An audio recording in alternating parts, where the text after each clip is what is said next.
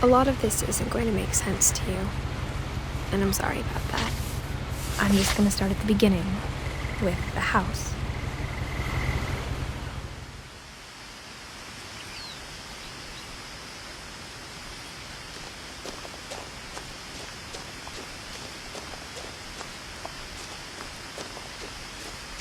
I lived here until I was 11, but I wasn't allowed inside half the rooms.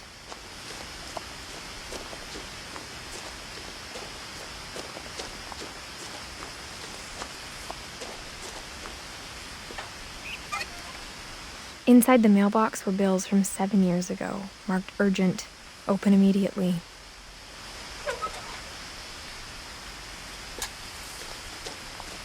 I hadn't been back since my brother Lewis's funeral.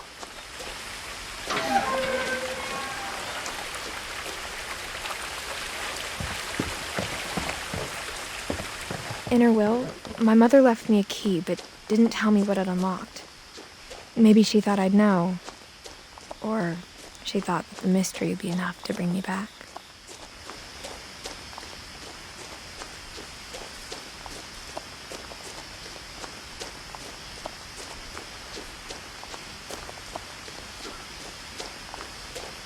No one had driven this way in a long time, but I saw a few hoof prints.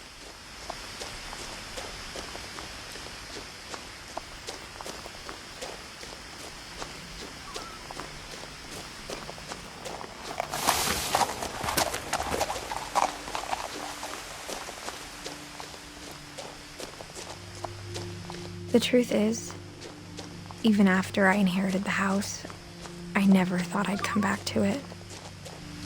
But now I had questions about my family that only the house knew the answers to.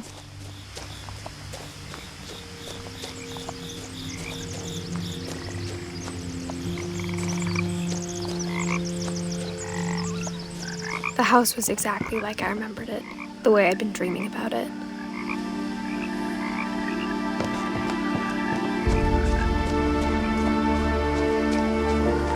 As a child, the house made me uncomfortable in a way I couldn't put into words.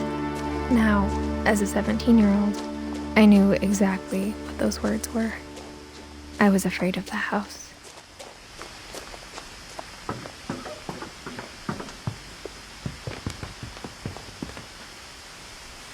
I hoped the key might unlock the front door.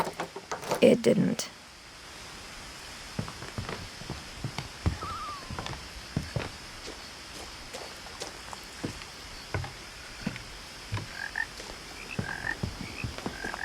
I asked Edie once about the dragon in the pond.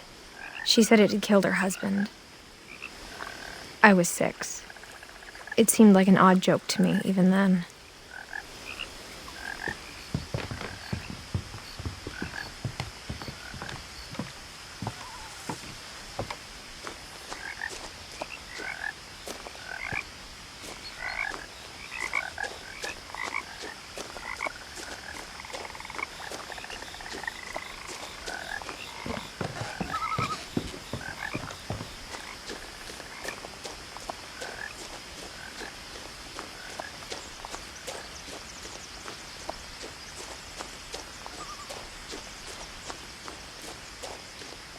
The woods around the house have always been uncomfortably silent. As if they're about to say something, but never do.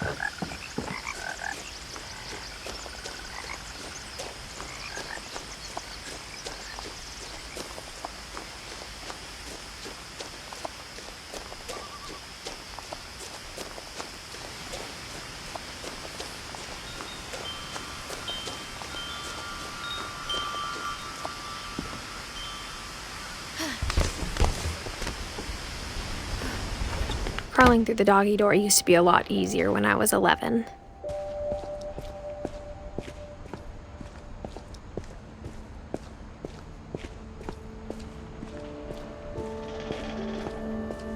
For the first time in years,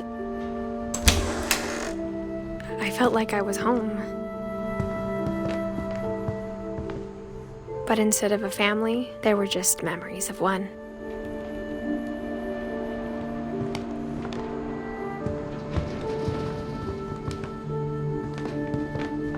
Like how only one restaurant would deliver to our house, so we had Chinese a lot. Or how after Louis started working at the cannery, we all got sick of eating salmon. Except our cat, Molly.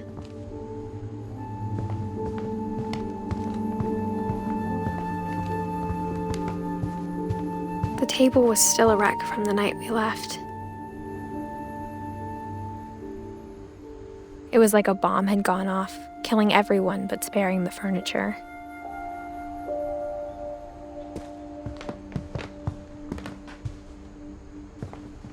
My mom was the only one of us who could imagine Great-Grandma Edie living in a nursing home.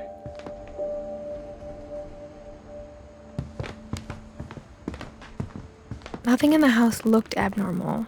There was just too much of it, like a smile with too many teeth. Even the fireplace had a story. Edie told me the bricks came from the original house, after it sank.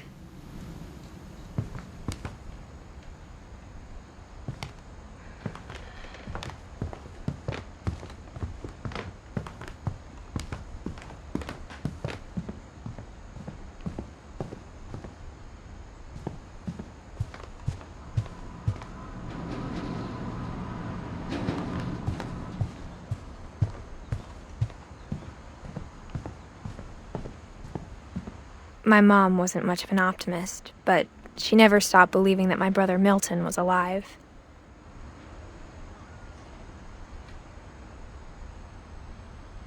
A lot of things got left behind in the whirlwind of that last night.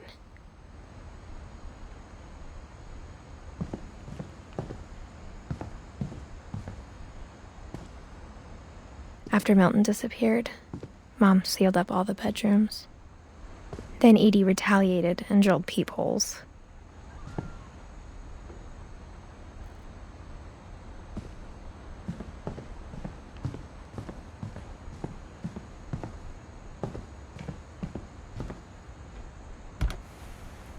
As a kid, I just assumed every house had peepholes and sealed rooms you weren't allowed inside of.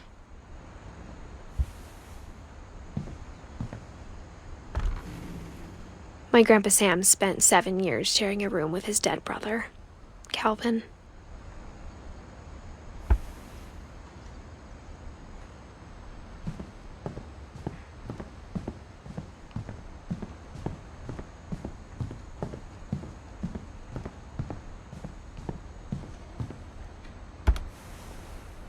Molly always seemed like a girl I could imagine being friends with, if she hadn't died in 1947.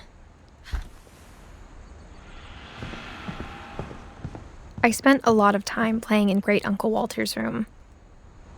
I think my mom sometimes regretted not sealing it up. Louis told me there were secret passages, but I never believed him.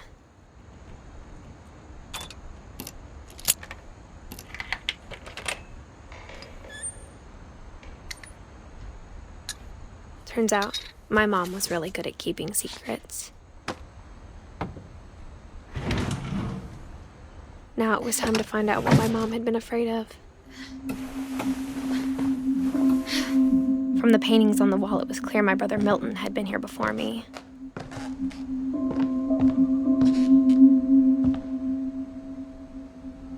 Reading this, maybe it sounds like I had a plan.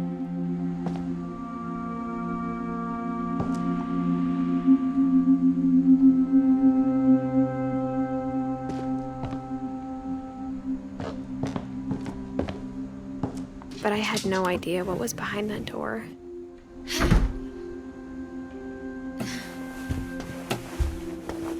Just like I had no idea where all this was gonna lead. I grew up looking at Molly's room. Molly's gerbil had a tiny bedroom with its own even tinier gerbil cage.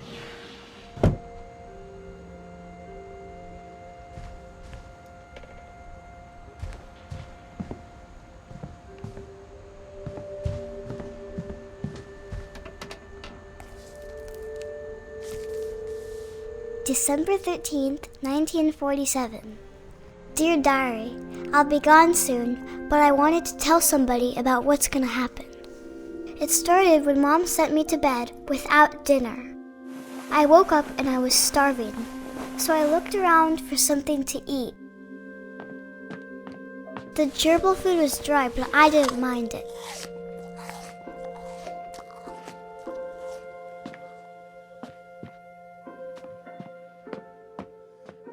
My Halloween candy was all gone.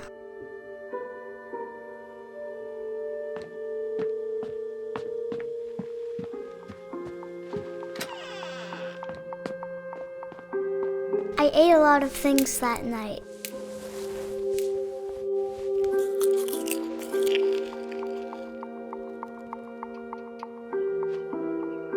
I kept eating and eating.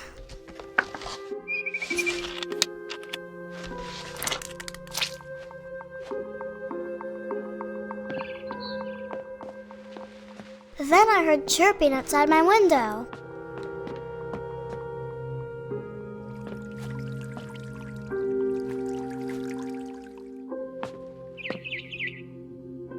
It was a barn swallow going back to her nest.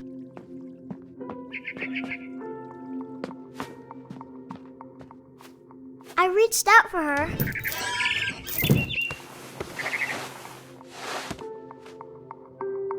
And suddenly, I was a cat. I tried to be quiet, but the bird was really scared.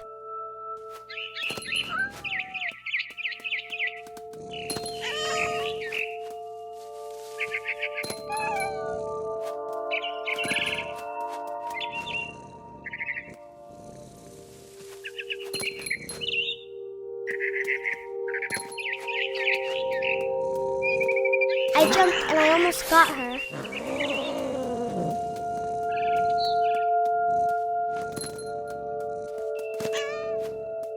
I could tell she was getting really tired. Now I was up in the big tree. I promised Dad I wouldn't climb it anymore. All I cared about was eating that mama bird.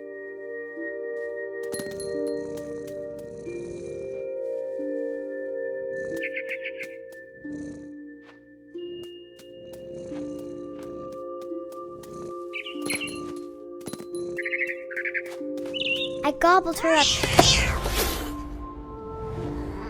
And suddenly, I was an owl. First, all I heard was the wind. Then I heard little teeth nibbling in the grass.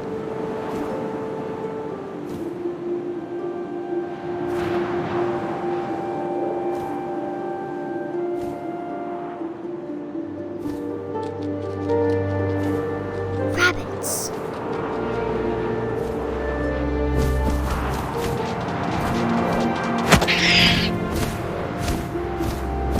I imagined his face looking up and seeing mine through my talons. I swallowed him up, and I didn't chew one bit. Then I flew off to find something bigger.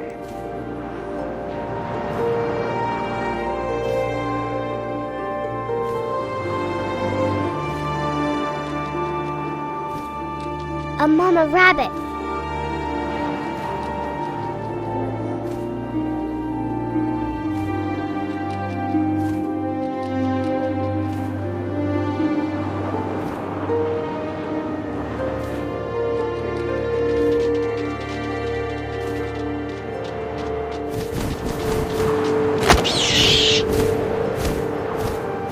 She was almost too big to carry. I started choking, but I couldn't stop eating. And suddenly, I was a shark.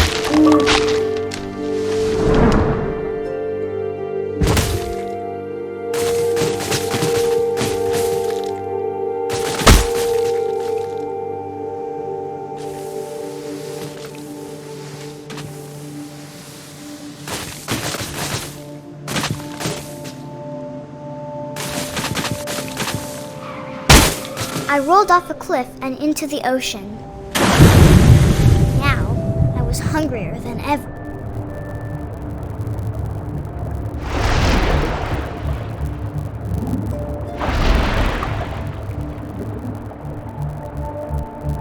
I wanted fat, juicy seals.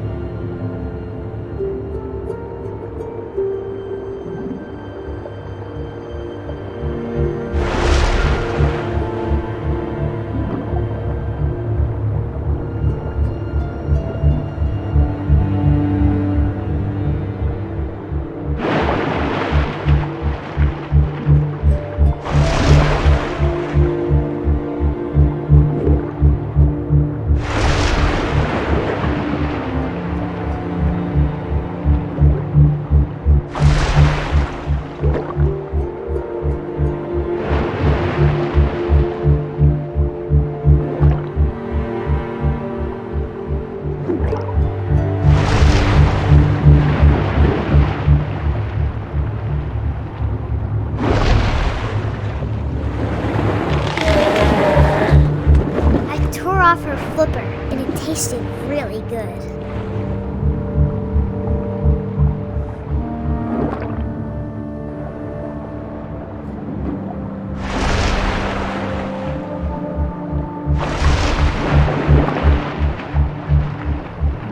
I grabbed on tight.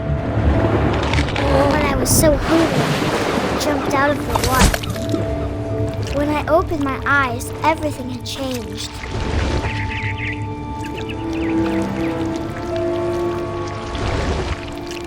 Now I was a monster, and I smelled people everywhere.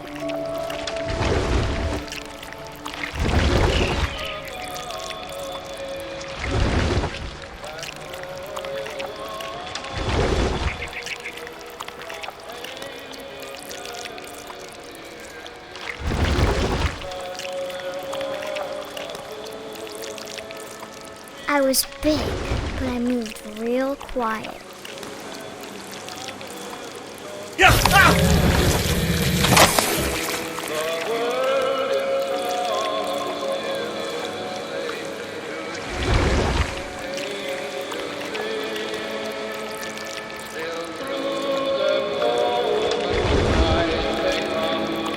I wanted to stop, but also I didn't.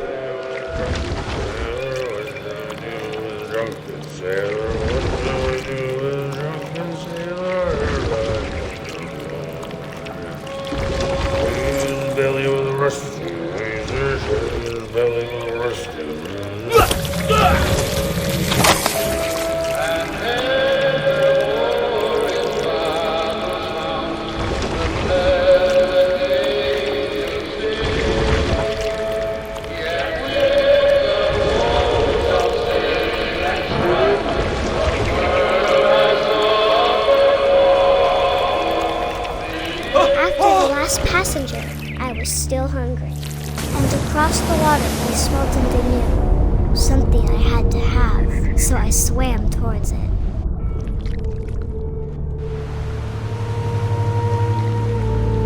I slithered onto the sand, and the good smell went into an old pipe.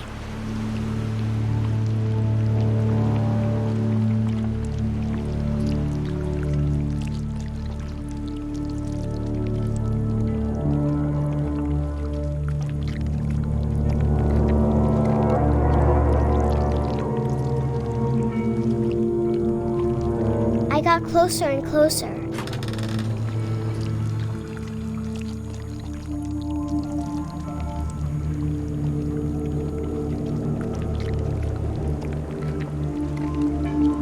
All of my stomach started growling. And suddenly, I was me again. I held my breath for a long time, but I couldn't hear anything. I think it's waiting for me to fall asleep. But it's not going to wait much longer. It needs to feed, and we both know I will be delicious.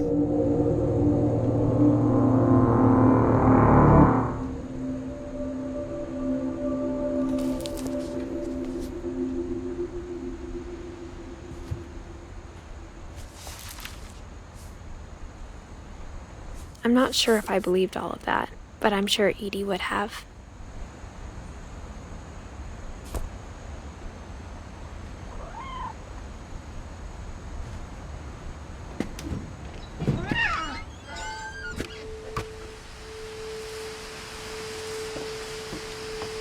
This will be obvious later, but my mom never told me any of these stories. Edie would have, but Mom didn't like bringing up the past. Though, when we adopted a stray kitten, she was the one who named it Molly. I spent a lot of time in Great-Grandma Edie's room. Edie gave a big interview about a mole man living under the Finch house. My mom was furious. I hadn't thought of myself as Edith Jr. for a long, long time.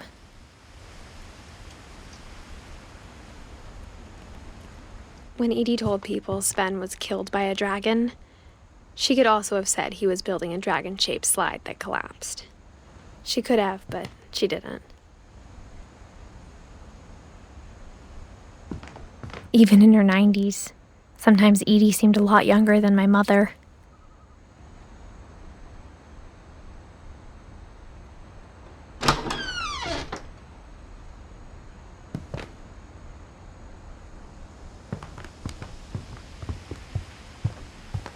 Edie knit me a new pair of gloves every year, just in time to replace the old ones.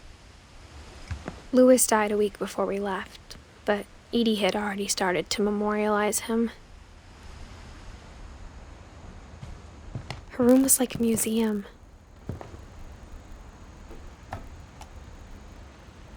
For 500 years, the Finches have been famous throughout Norway for their fortune and misfortune. Odin Finch buries the latest victims of the family curse, his wife Ingeborg and their newborn son, Johan. On January 7th, 1937, he set sail with his family and his house, hoping to leave the curse behind. But 40-foot waves off the coast of Washington send the house and Odin to the bottom of the sea. Odin's daughter Edie, with husband Sven and baby Molly, step ashore on their new home, Orcas Island.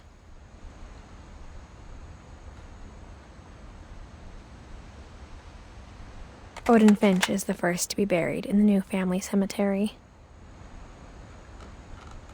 His daughter Edie is already dreaming of a new Finch house.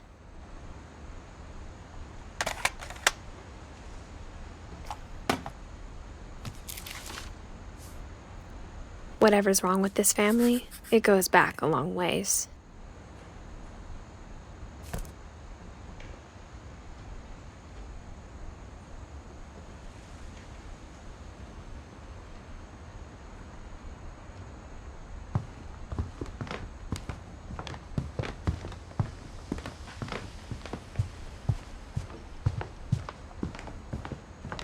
The only trace Grandpa Sam's first wife, Kay, left on the house was the pink bathroom. It was a pretty big trace.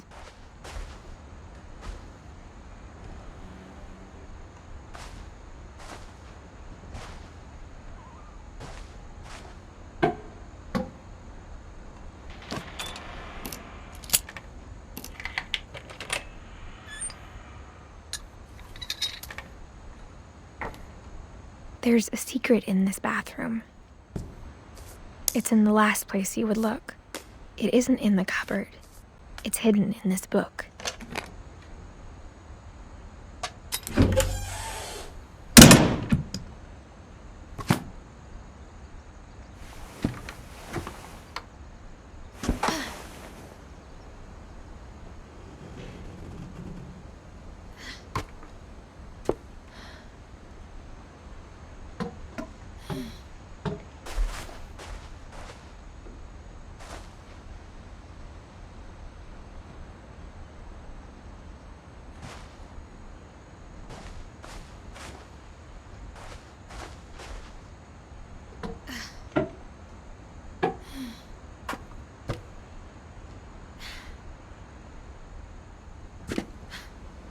Ben gave Sam an old camera he'd refurbished. He never put it down.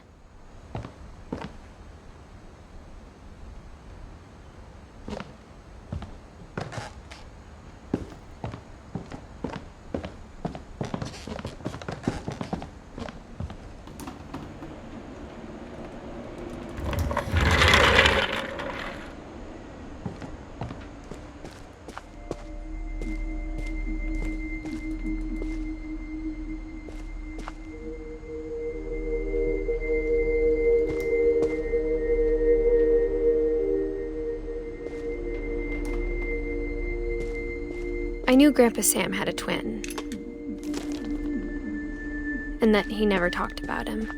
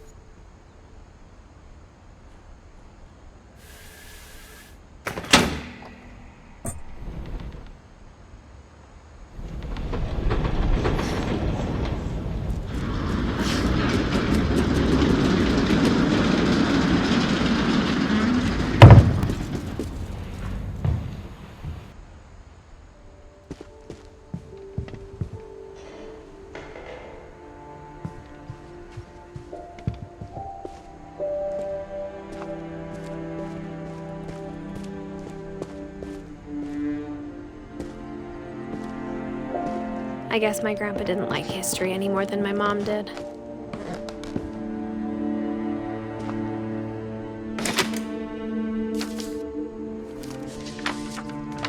How I Want to Remember My Brother by Sam Finch. The thing I remember is that when he made up his mind, that was it.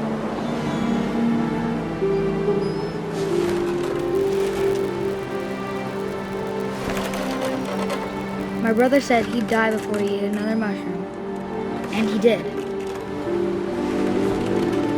At Barbara's funeral, we swore we'd never be afraid again, and he wasn't.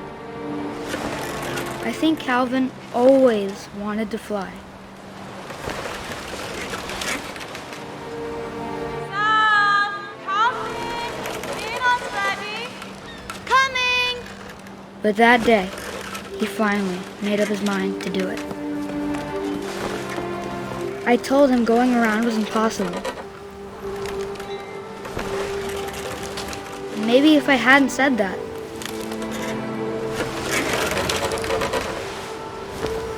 Calvin! I'm not gonna tell you again! maybe if the wind hadn't picked up, then maybe he'd still be here. But I doubt it. I think he'd already made up his mind. That's what I want to remember about my brother.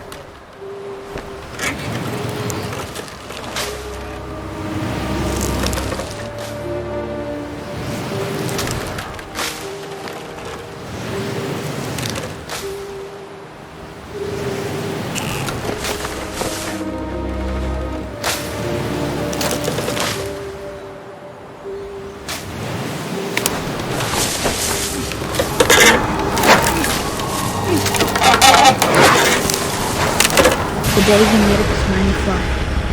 And he did.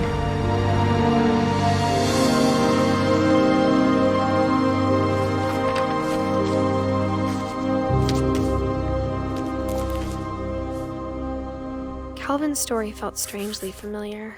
When I was younger, I remember trying to do the exact same thing.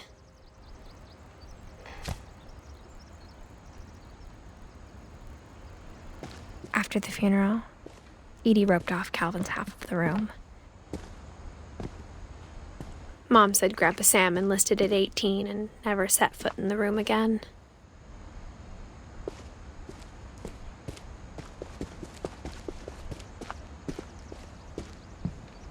The passages were a pretty tight fit. They'd obviously been built for smaller hands and bellies.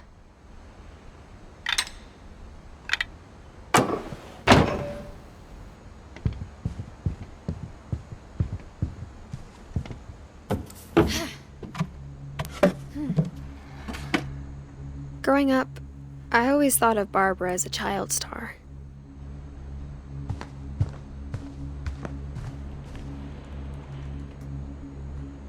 I never thought about how hard it must have been for her afterwards.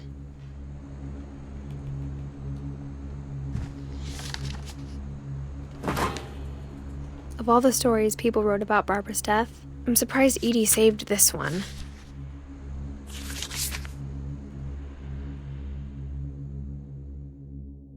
Old Jack here with another ghastly tale inspired by America's most unfortunate family. I'm calling it The Surprise Ending of Barbara Finch.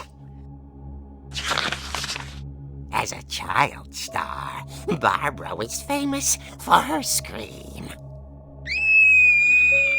Now at 16, she was all washed up. A has-been.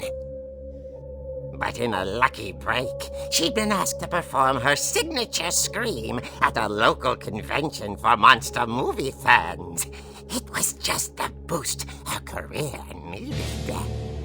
Unfortunately, her scream hadn't aged well. Getting better. I think you just need the right motivation. Her biggest fan and current boyfriend, Rick, was about to demonstrate when... Now that was a great scream. It was Barbara's father, Sven. He'd slipped into a table saw and had to be rushed to the emergency room. So Barbara got stuck babysitting her youngest brother, Walter. Her convention comeback was cancelled. Okay, I'm hearing frustration, but I'm not hearing terror. What if I tried... A gang of hoodlums in Halloween masks have been terrorizing Orcas Island tonight. Police are urging residents to... That came from the basement. You're right! Also, I loved your delivery on that. Why is your basement door locked? Because my dad likes making puzzles and secret passages. There's a key hidden in the music box. The secret is to keep winding and winding until finally the key pops out. Thanks, babe. I'll be back in a sec. 20 minutes later, Rick hadn't returned. So Barbara went to look for him, right on cue. She reached for the music box.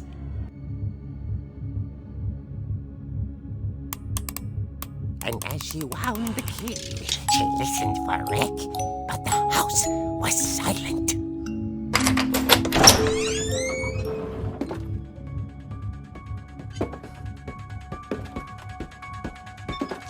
She found Rick's crutch and imagined the worst.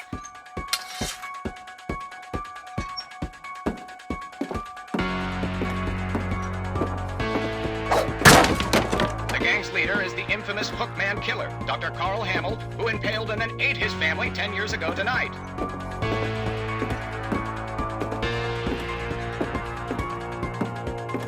The old fridge rattled and grew still. Oh dear! Oh! Rick? Barb, relax. I was just trying to scare you to help you find your scream. Well, I'm not scared, Rick. I'm furious. Then act furious. All I'm getting from you now is that you're hurt and confused and you're...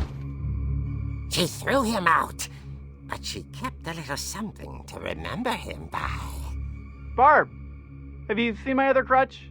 And she was still holding it when she fell asleep watching the late picture show. Hours later... Barbara! Walter, what's going on up there?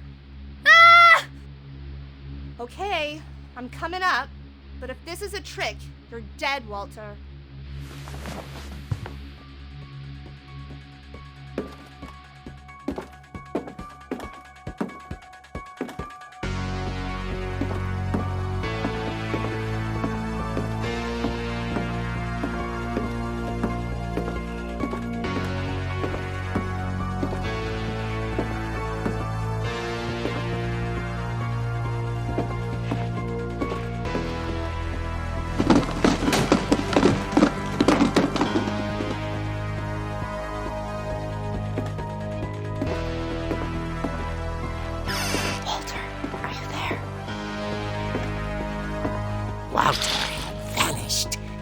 his bedside radio was still on. Orcas Island police describe the man as 6 feet tall, with a steel hook for a hand. Residents are urged to lock all doors and windows and notify the police of any suspicious activity. Barbara turned, saw the hook man, and was speechless. He was quite smashing. And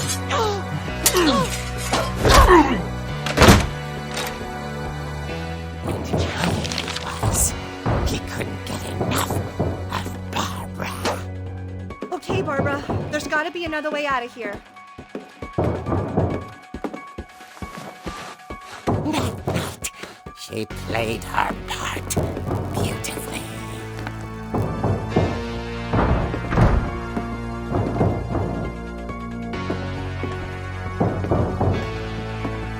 Molly's door hadn't been opened in years. The hinges groaned.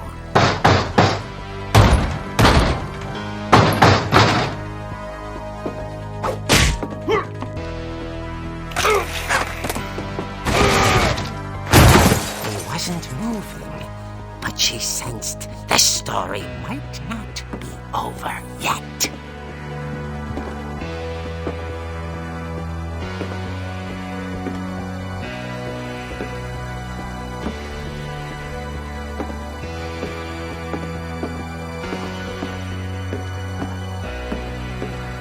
The hookman had vanished.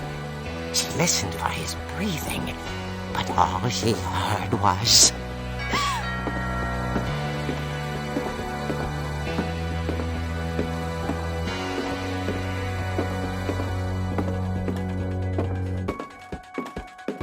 Someone at the door was dying to speak to young Barbara.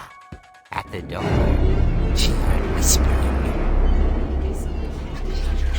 It was coming from inside the house.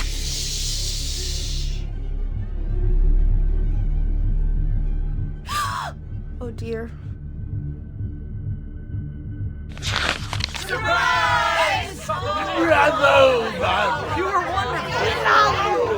monsters had come to surprise her.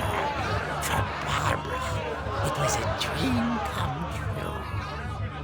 Then she saw what kind of monsters they were, and she realized what was about to happen. She was going to be famous. And with her final breath, Barbara Finch gave the performance of her life.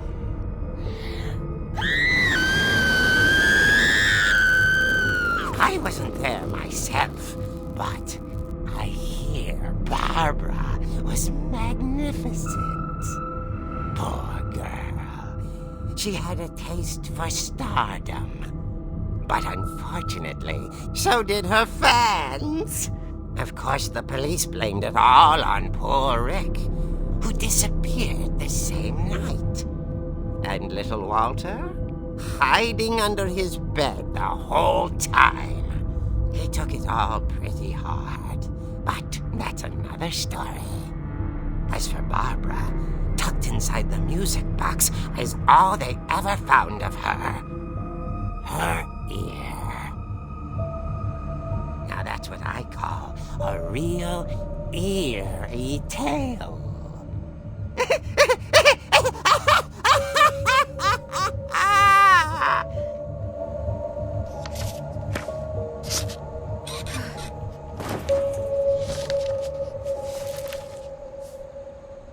Edie told me all Barbara wanted was to be remembered, as absurd as that comic was. Maybe what Edie saw was a happy ending.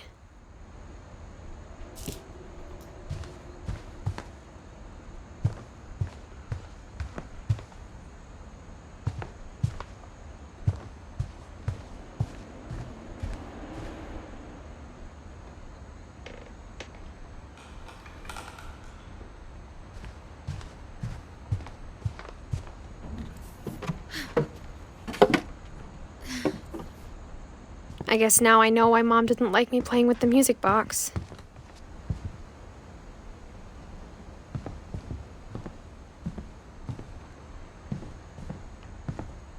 Whenever people ask me about my family, the first thing they always want to know about is Barbara.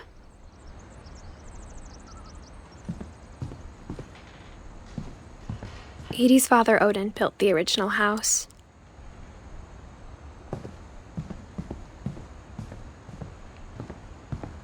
It's funny. All those times I played with the music box and never found the basement key.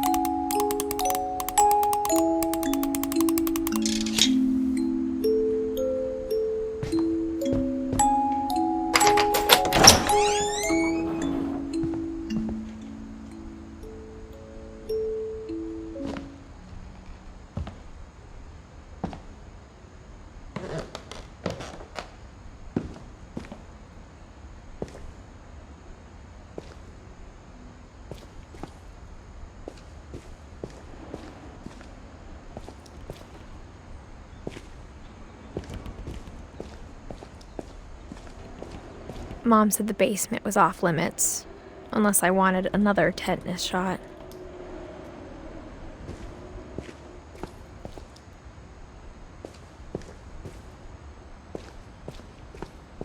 I saw Edie sneak down to the basement once, carrying packages.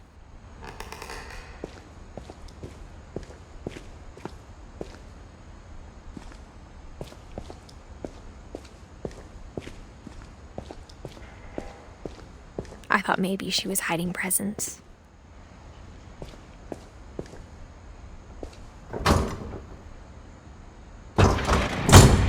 It turned out she was hiding a lot more than that.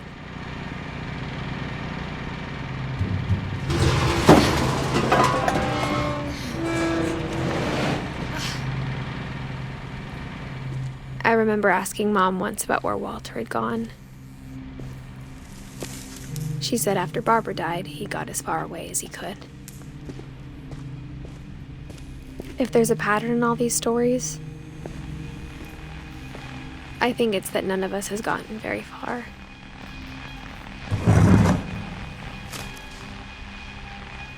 Goodbye, everyone.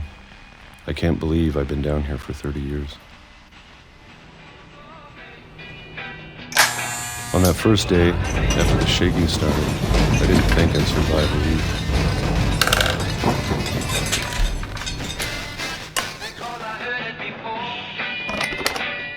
But after a few days, I settled into a routine. That's what kept me sane.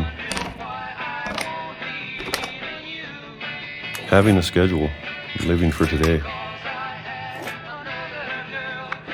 I always expected to be dead tomorrow. But if you wait long enough, you get used to anything.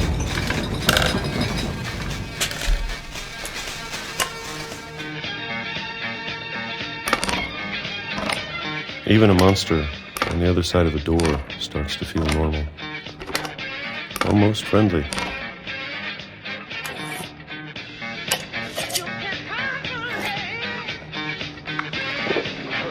And then one day, everything just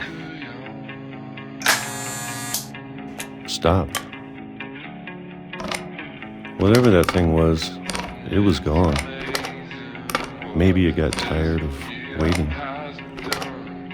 Or maybe I just got tired of being afraid.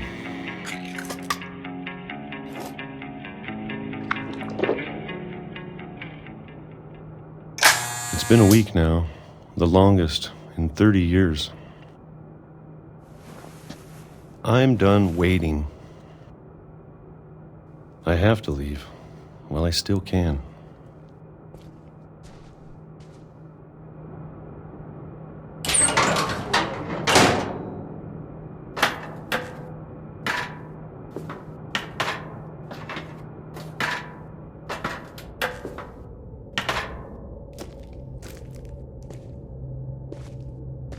I know it's out there somewhere. Whatever killed Barbara, and Molly and Calvin. Maybe this is all a mistake. But I need to stop living the same day, even if it kills me.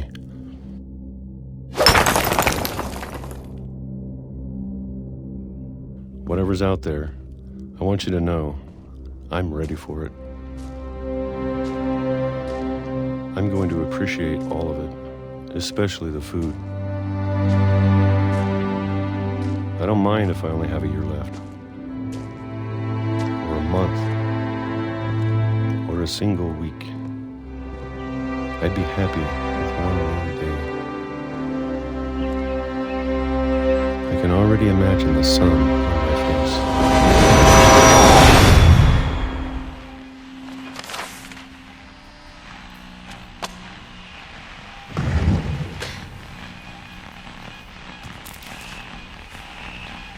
Walter died when I was 6. I can't believe my mom never told me he was down here.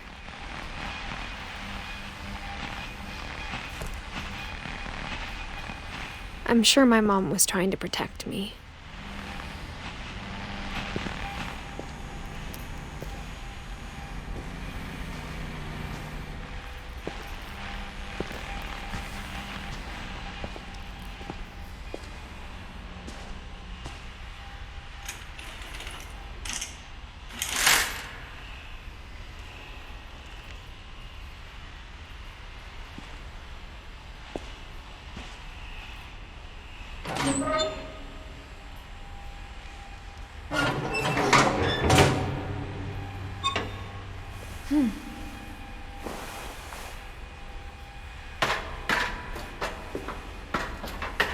Maybe she was afraid I'd end up like Walter. But if she never told me about an uncle under the house,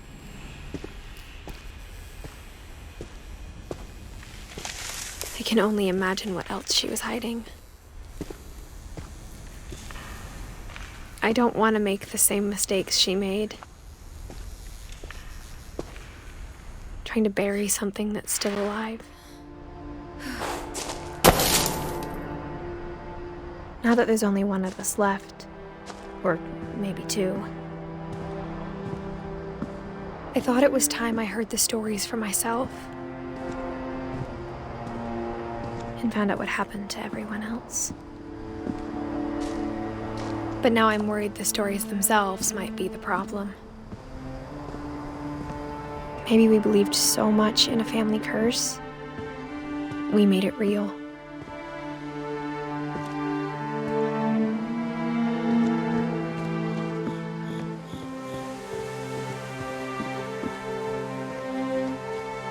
I don't know if I should even be writing this.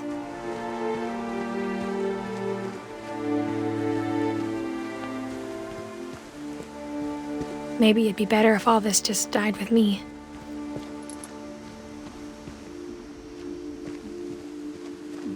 But I thought you should know about your family.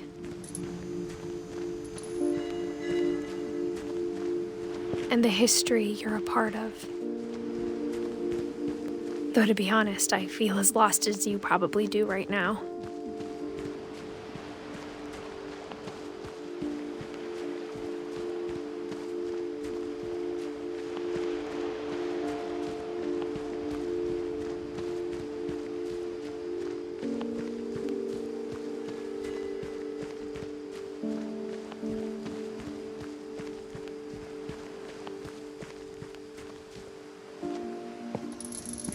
I think the people in these stories believed them, for what that's worth.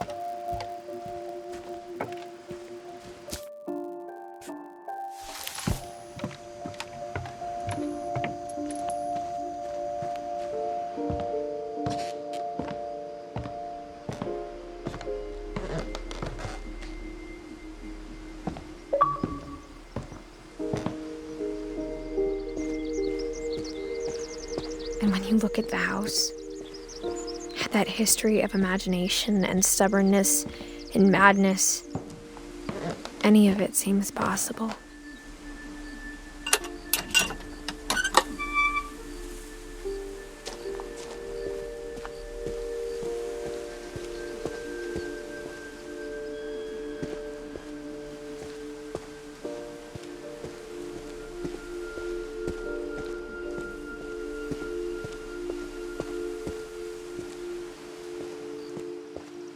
I think we've been surrounded by death for so long, we've just gotten used to it. What kind of family finishes building a cemetery before starting the house?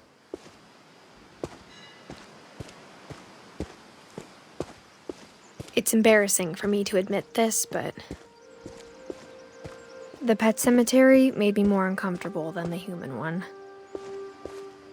3 of the gerbils were mine, and 2 had been my fault.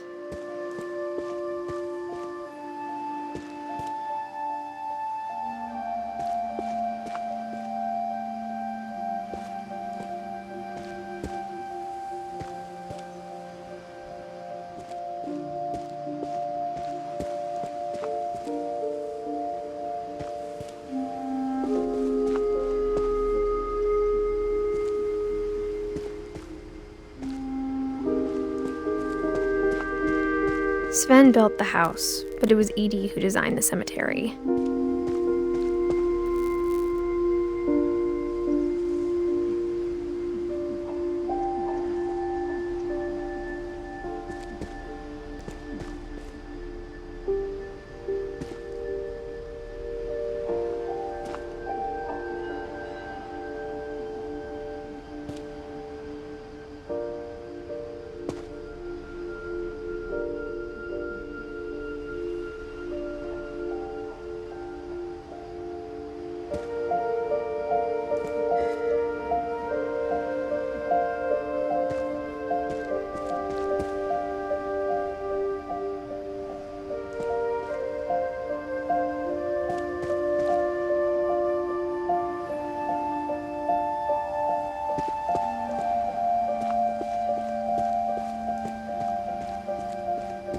I'm sure Odin's monument had been Edie's idea.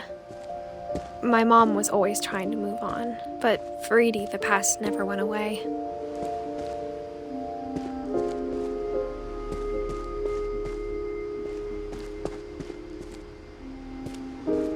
She could see it poking out of the water at low tide.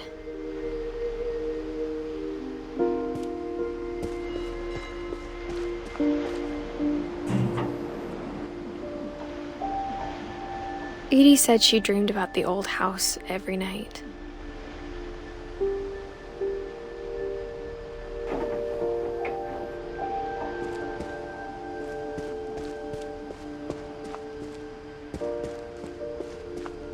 Edie's side was always easier for me to understand. But the older I get, the more I can see where my mom was coming from. Her dad had been pretty strict, but it wasn't enough to save her brothers. She was just trying to do better.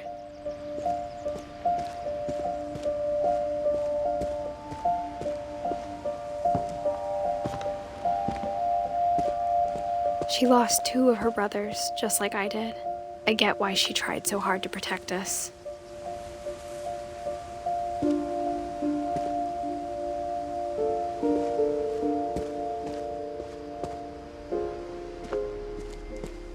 There's so many things I wish I could ask my mom now.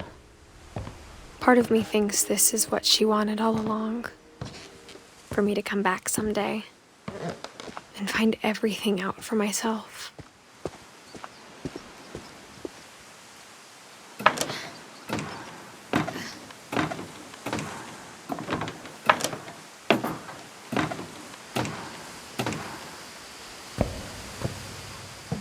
But looking back on it now,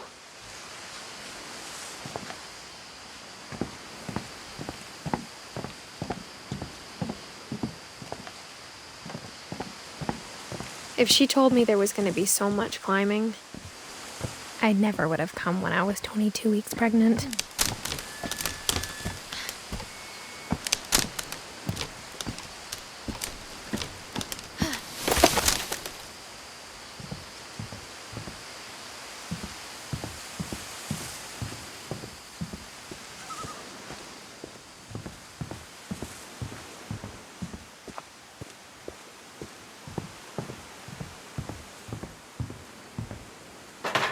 I never met Grandpa Sam, but I think he and my mom had a lot in common.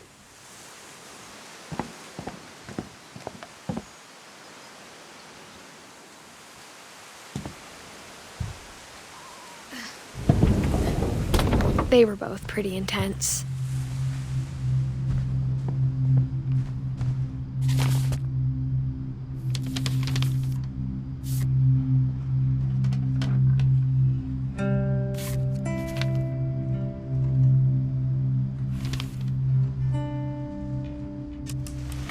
Dawn, I promise, you'll never forget this weekend.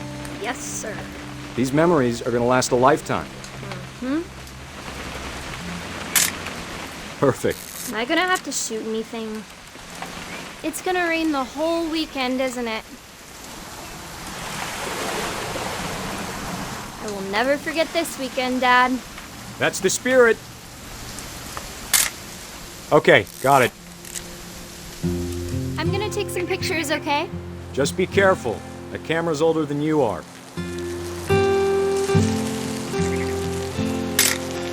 Definitely should not have drunk all that coffee. You're right, Dad. It's starting to clear up. Still freezing, though.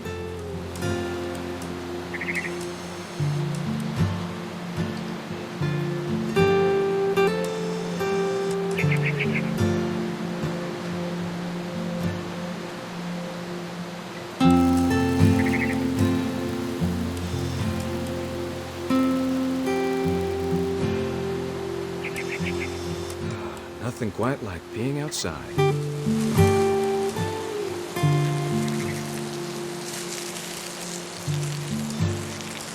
Oop, a little more gas in the tank, I guess. Hold still while I take a picture of you. I definitely... Hey! That's a keeper. I'm just saying, I'm not always gonna be here, Dawn. You'll need to remember this stuff. Dad! Good eyes, Dawn.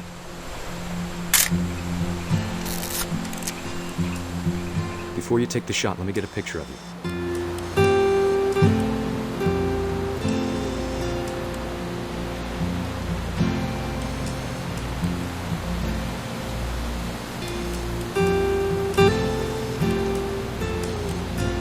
Dad, I...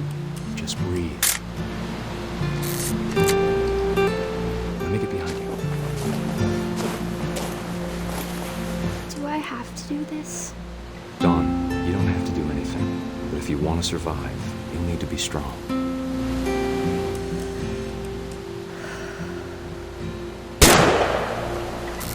Great shot, Dawn!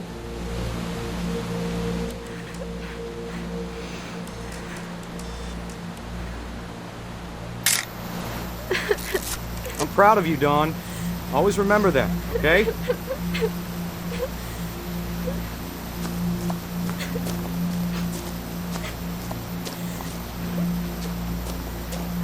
Sorry, Dawn. Just gotta reset the timer.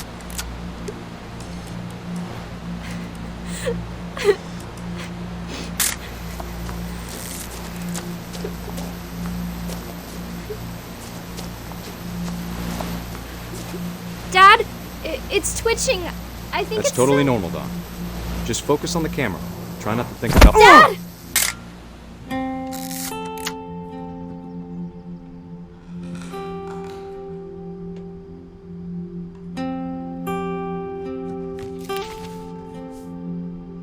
Of all these stories, that's the one I wish most that my mom had told me.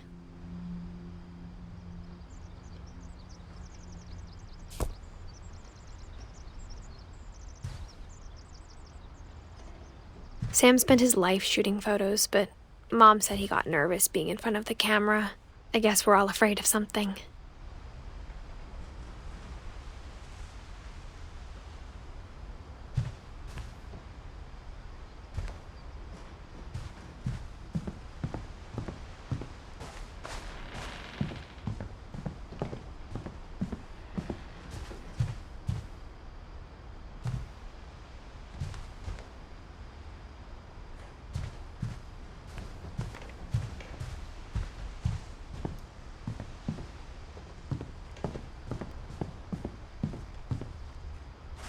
Instead of hiding from death, Sam seemed to go out of his way to meet it.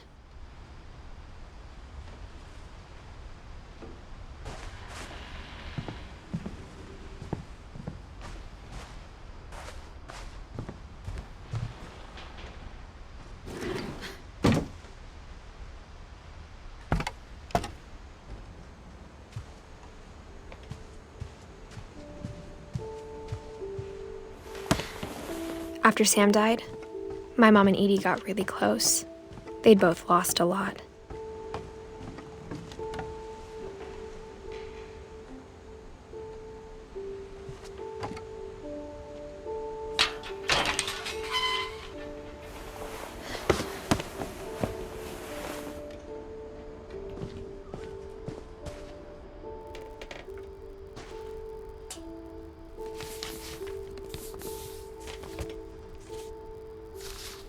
Dear Kay, do you remember the way Gregory used to laugh when he thought he was alone? Like something funny was happening, but only he could see it.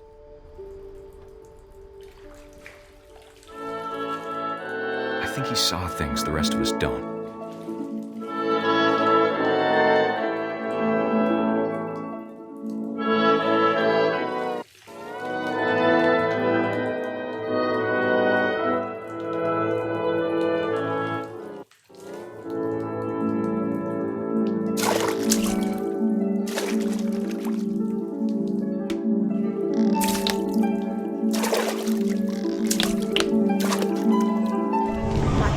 Gregory, it's time to...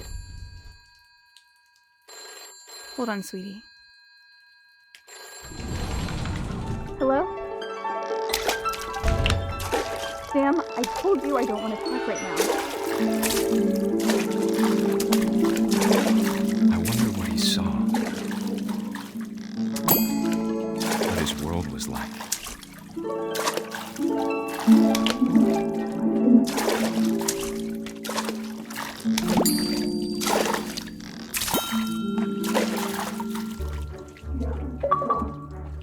He reminded me so much of Calvin. Lost in his imagination.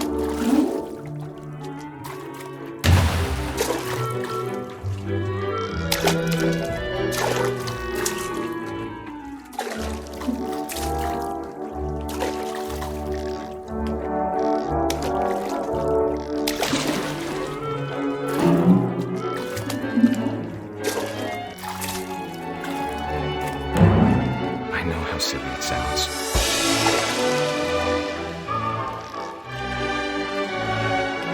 But I worried about a baby being too happy.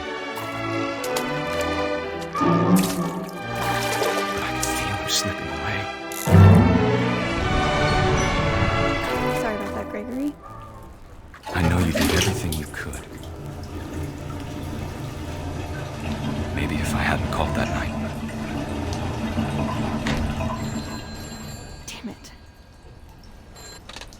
I wish he could have told us about the world he saw.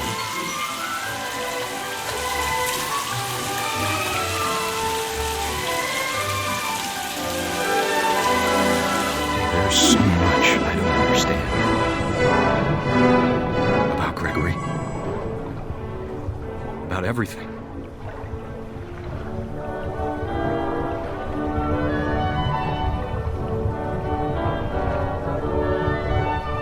Know what happened wasn't your fault.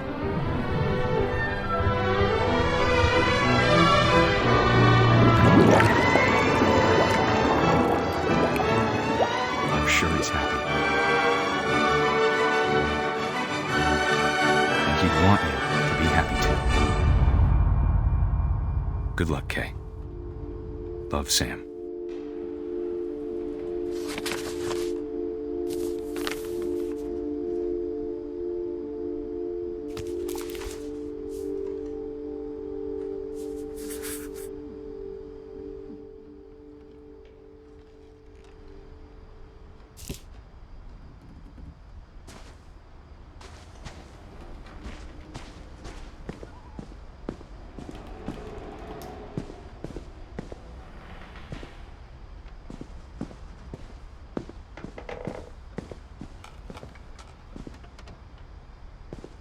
can't imagine my mom ever writing poetry, and yet...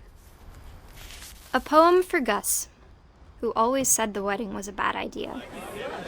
Our father never hit us kids, at least not very hard, before the day my brother said with teenage disregard that he'd be dead before he'd see a wedding in our yard.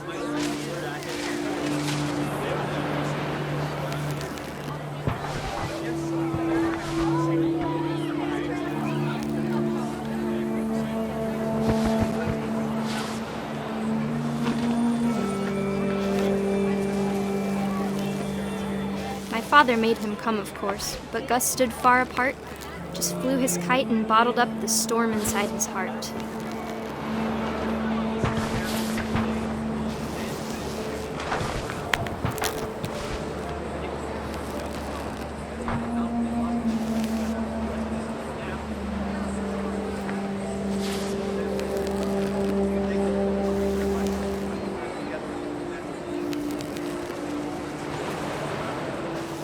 I tried to talk him out of it, but though he'd never met her, "We don't need a stepmom," were the words that I now remember. pronounce you husband and wife.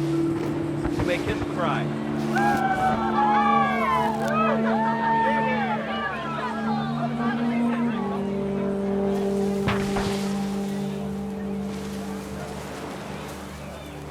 When the time for photos came, Dad ordered him to come here. But Gus declined and as a sign held up his middle finger.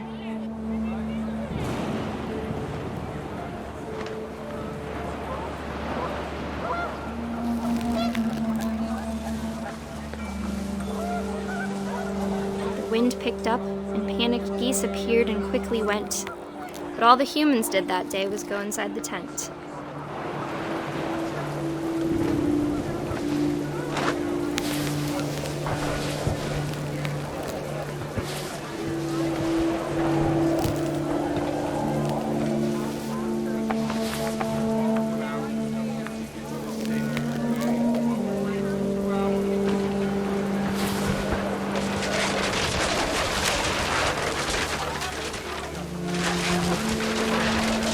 The rain came down in buckets then, but no one seemed afraid that nature might destroy the tent our dad had crudely made.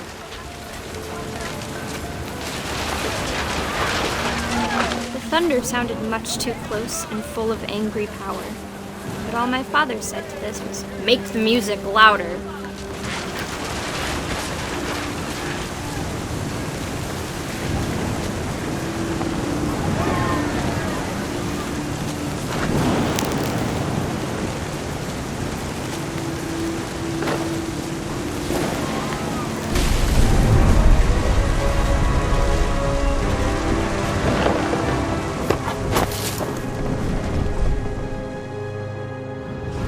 I wish that I could truly say I thought about you on that day.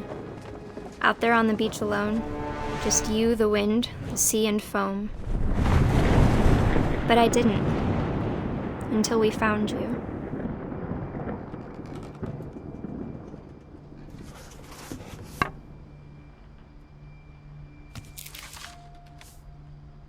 She never talked about him, but Mom told me once if I was a boy, they were going to name me Gus.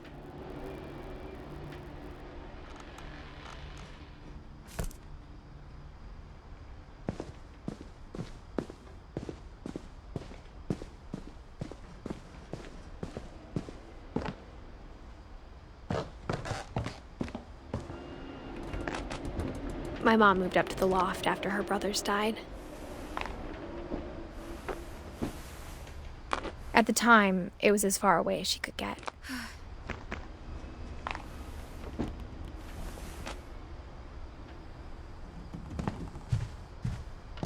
She spent a summer building houses in Calcutta, where she met my dad, Sanjay. My mom moved to India a week after graduation and got a job teaching English. Religion was another thing my mom never talked about, but I think it helped her a lot after her dad died.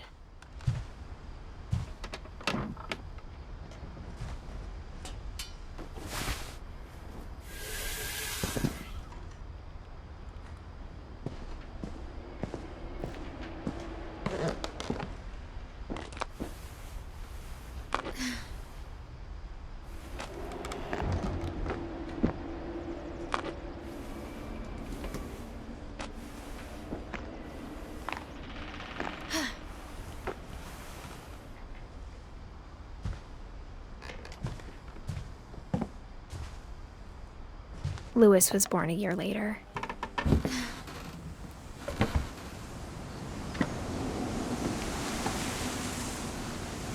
When my dad died, I don't think Mom knew where else to go. I'm sure Edie was happy to have her back and to see kids in the house again.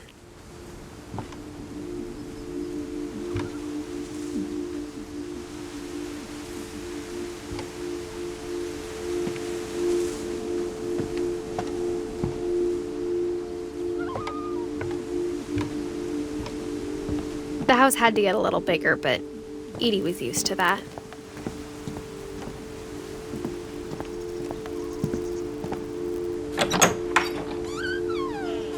And for a while, things were good, almost normal. But it didn't last.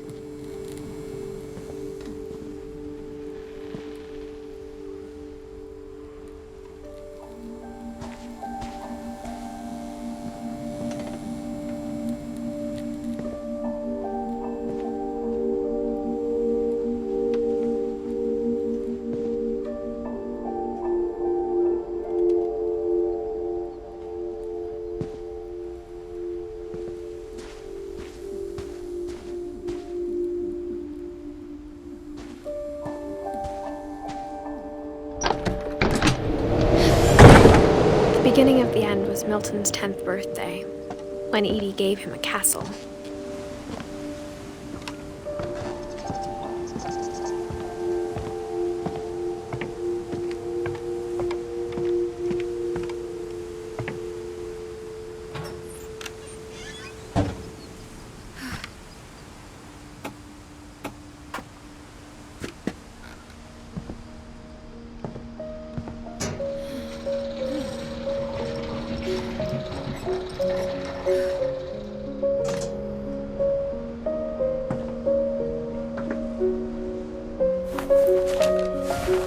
Milton Finch in The Magic Paintbrush.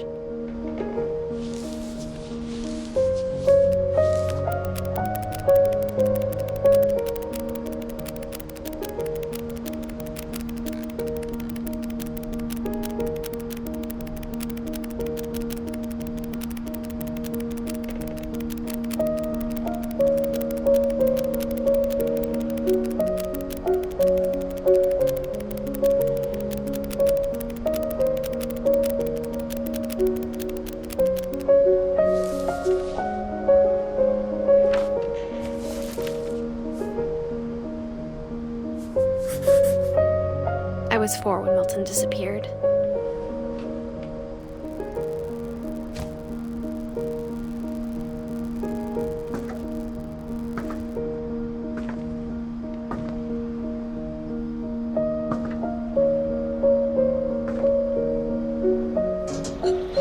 Mom spent months searching for my brother. Then she sealed the doors.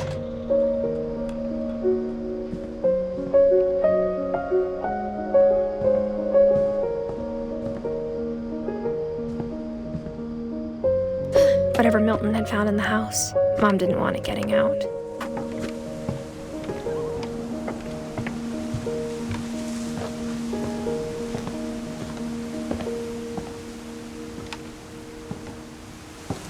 Mom definitely blamed Edie, but I think Lewis blamed himself.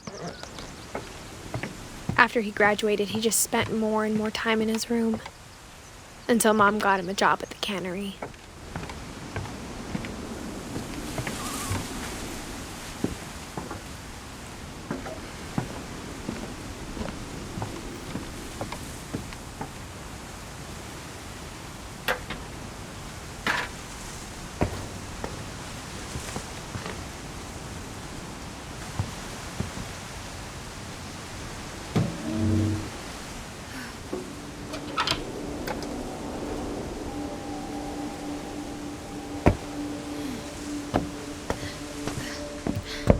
Lewis's room smelled very, very familiar. That part of him lived on. Lewis and I spent a lot of time playing games together, but he was surprisingly bad at them. He died a lot.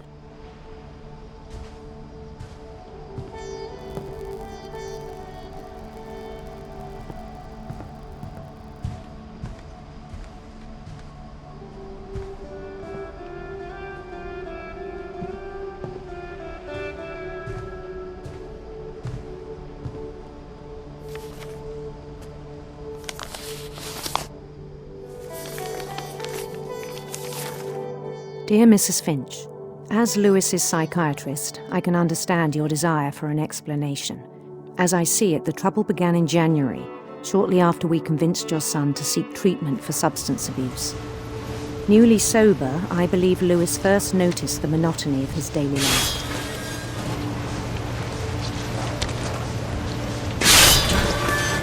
He kept working at the cannery, but he withdrew part of himself. In our sessions, I saw the same behavior.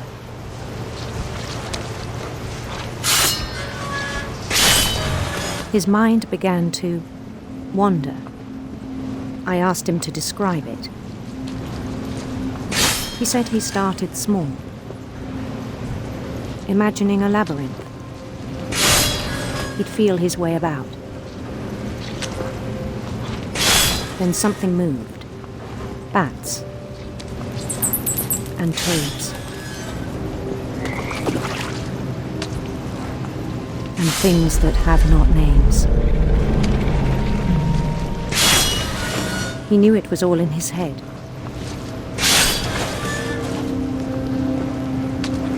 But he took it very seriously.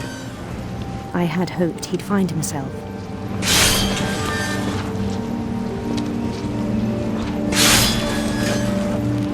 But he found something more. I worried about him then. Daydreaming at the cannery.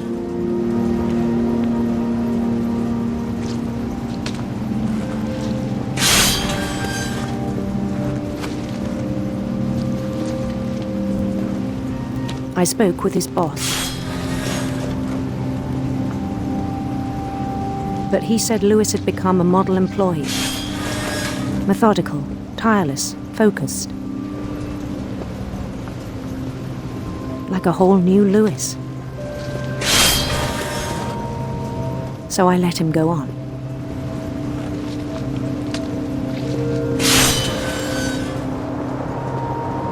I even encouraged him. It seemed very promising at first. He told me he'd made a new friend.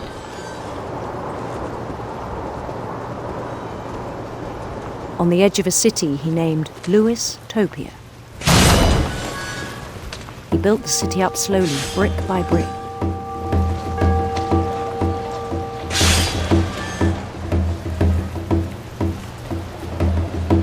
Then he made musicians.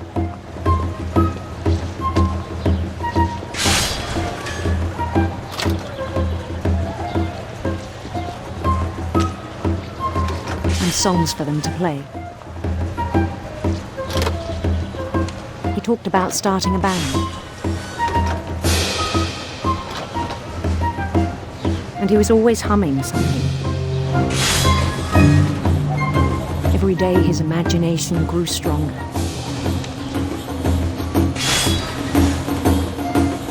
He no longer spoke at the cannery. But his chopping was as reliable as ever. Then one day it struck him that all the cheering crowds, even the stones under his feet, were all in his imagination, so he could do whatever he wished.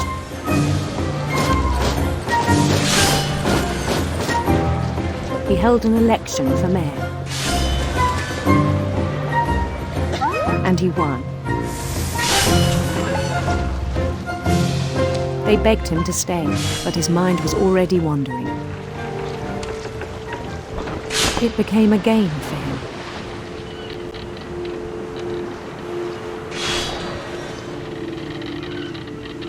He'd conquer a city, then immediately push on. New Louisville.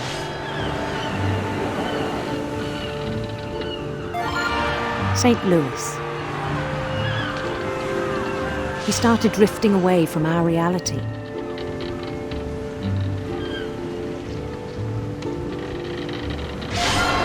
Minneapolis, until one day he forgot to go home from the cannery. Even as his mother pleaded with him, part of Lewis kept sailing on.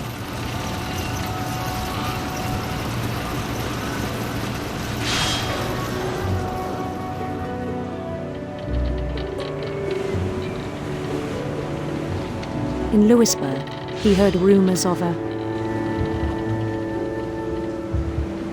handsome queen.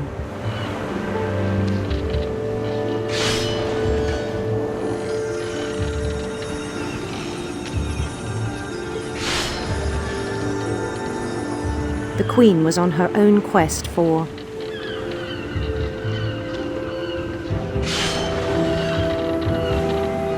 radiant rainbows.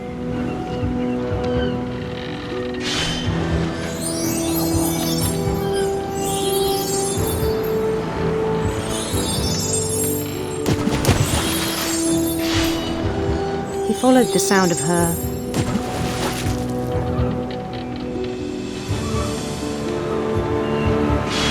silver harp.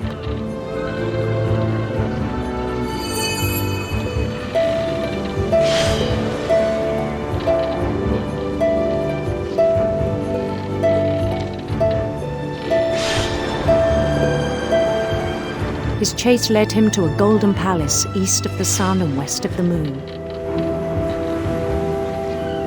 Even then, his logic remained sound.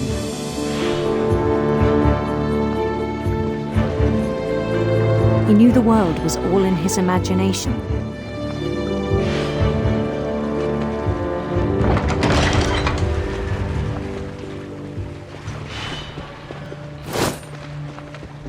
But he was so proud of having created it. In his own eyes, he'd become something greater than a king.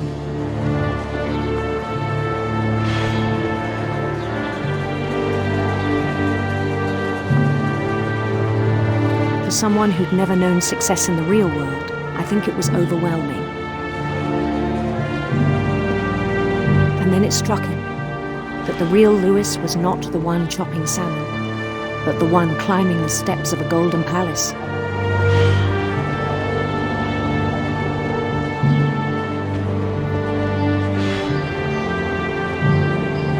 My imagination is as real as my body, he told me.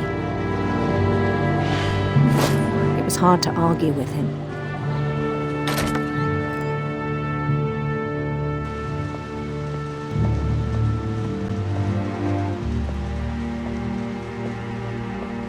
I began to forget the world we know.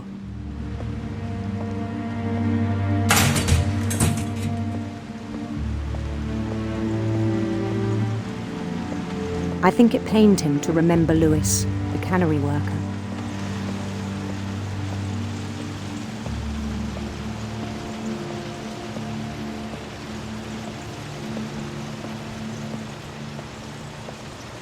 He began to despise the man with a royal contempt.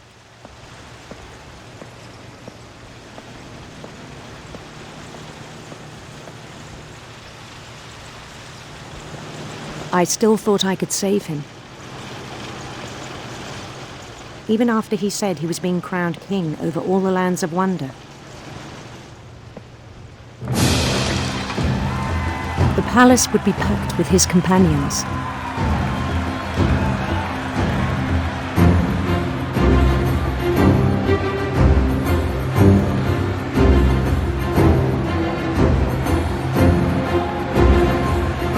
Including the wise Calico who'd insisted on inviting him.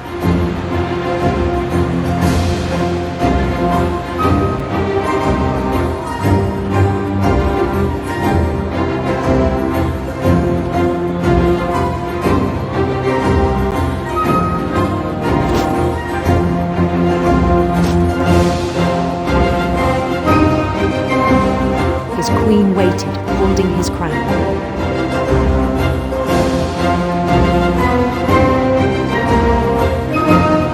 There was only one thing left to do.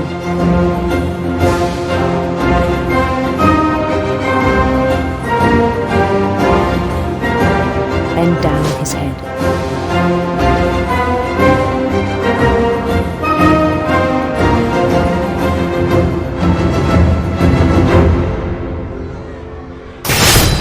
And the rest I think you know. Mrs. Finch, your son was a kind man who will be missed by all of us who knew him.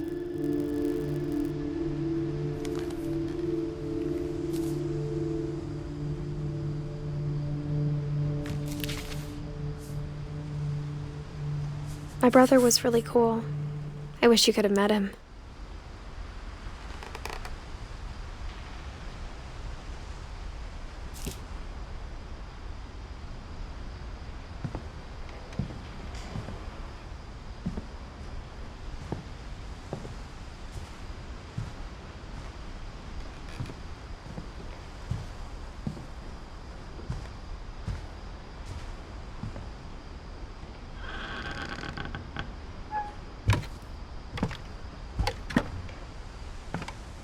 On the way back from Lewis's funeral, my mom told me to start packing.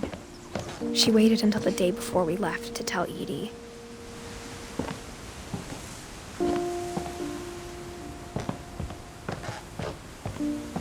I'm not sure if she wanted to make it easier or harder.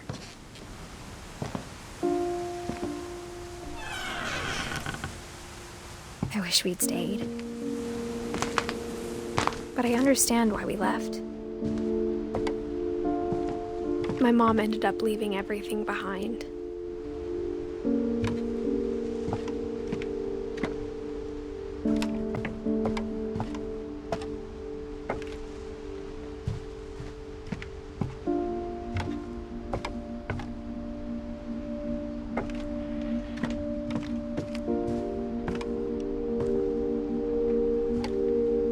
What happened that night had been coming for a long time.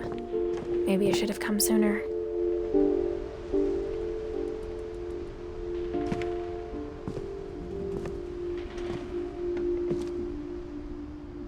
But it had to end one way or another. All that's left now is to tell you about that last night.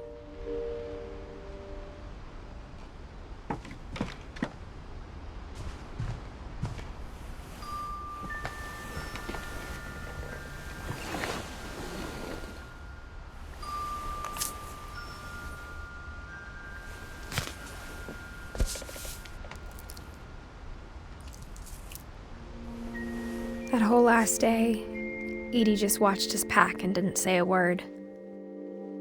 Until supper, when she raised her glass and said, "To our final night together, and all our final nights apart." Grandma, you know what I said about alcohol. Some of your medications are very Edith, specific. I left a present for you in the hallway. Why don't you go open it? The grown-ups have to argue now. I'm sorry, you're right. We're all leaving tomorrow. Let's just enjoy our last... I'm not leaving. Edith, you're excused.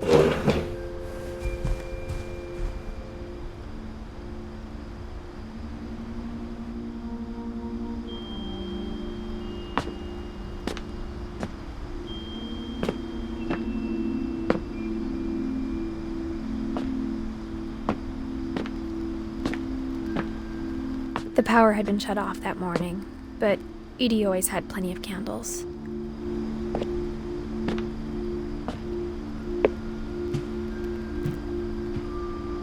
When my mom sealed the library, I don't think she knew about the other entrance.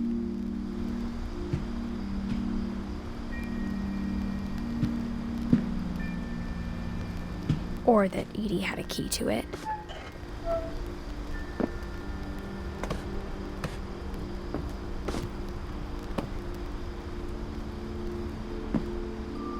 The thing you're afraid of isn't going to end when you leave the house.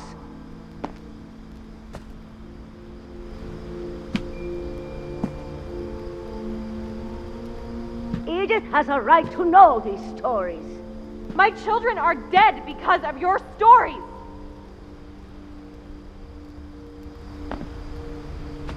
I think it's best if Edith and I leave tonight. We'll have the nursing home send a van for you in the morning, okay?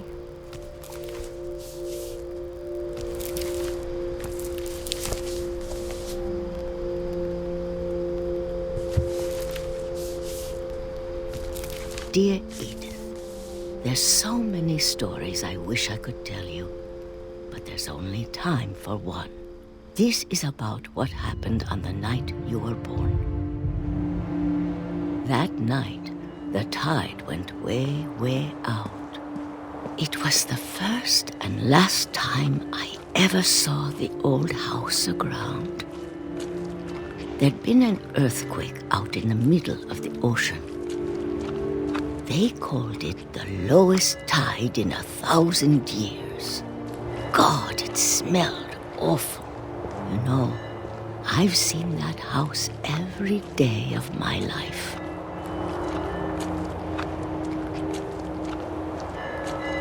But I never thought I'd go back to it. When the fog rolled in, I lost my way.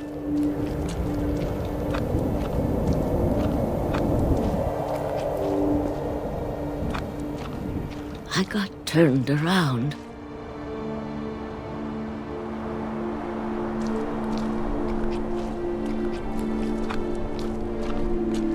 I started seeing things.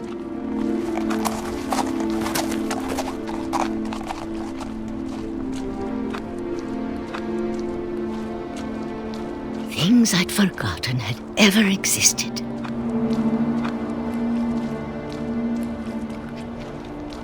But when I saw them, they felt like old friends. That night, a lot of things came back to me. Or maybe I came back to them.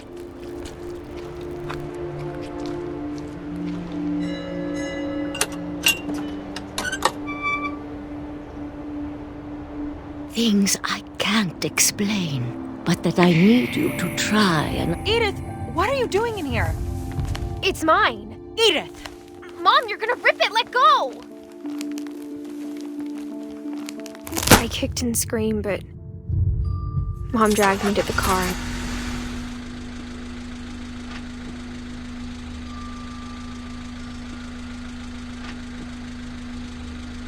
I never saw Great-Grandma Edie again. The next morning, the van came to pick her up, but she was already gone. After that, we moved around a lot.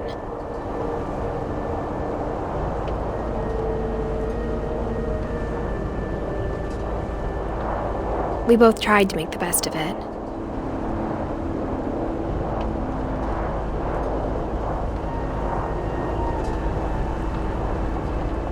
A few years went by.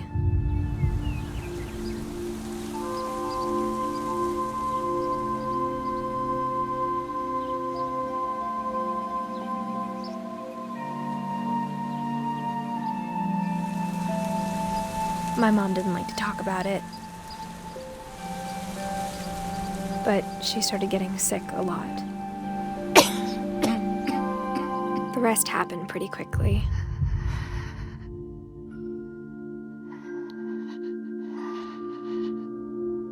She got better for a while, and then she didn't. And then I was alone.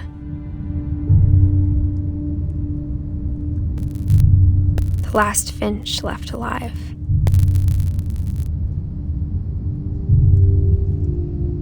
Until I found out about you. I'm still not sure what to tell you about all this.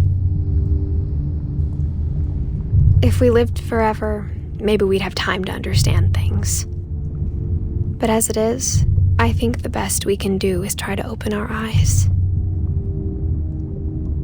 And appreciate how strange and brief all of this is. This journal was supposed to be for you. But now I hope you'll never see it. I just want to meet you and tell you all these stories myself. But I guess if you're reading this now, things didn't work out that way.